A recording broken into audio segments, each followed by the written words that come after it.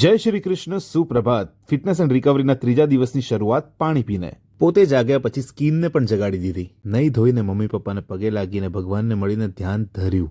કર્યું નહીં, ધર્યું. બેમાં ફેર ના ખબર હોય ને જાણવું હોય તો મને પૂછજો. પછી કર્યું ઓમ પ્રાણાયામ, અનુલોમ વિલોમ, ભસ્ત્રિકા, કપાલભાતી અને ભ્રામરી પ્રાણાયામ.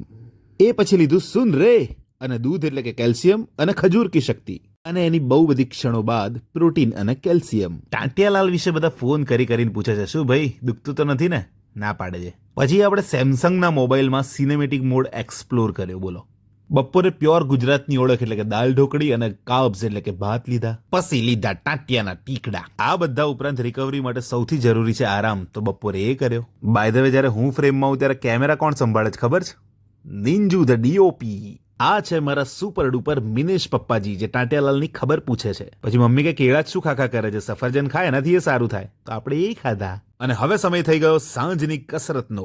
ચેસ્ટ અને ટ્રાઇસેપ પર કામ કરવાનું વિચારીને હજુ તો વોર્મઅપ જ કરતો હતો, ત્યાં તો અપન કો મિલને ધ્રુવ પંક્તિ ઓર સ્વરા સરગમ આ ગયે.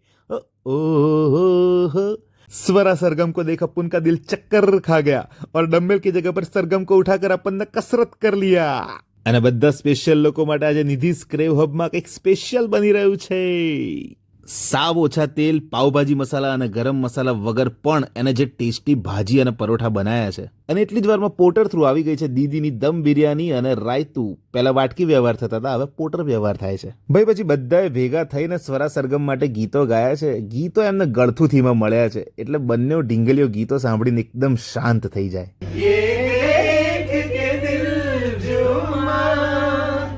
પછી પંકુડિયાએ શુદ્ધ ગુજરાતીમાં ટાંટિયાલાલને એકદમ જુદો જ અને મસ્ત મેસેજ આપ્યો. પછી રાતના ટાંટિયાના ટીકડા લીધા.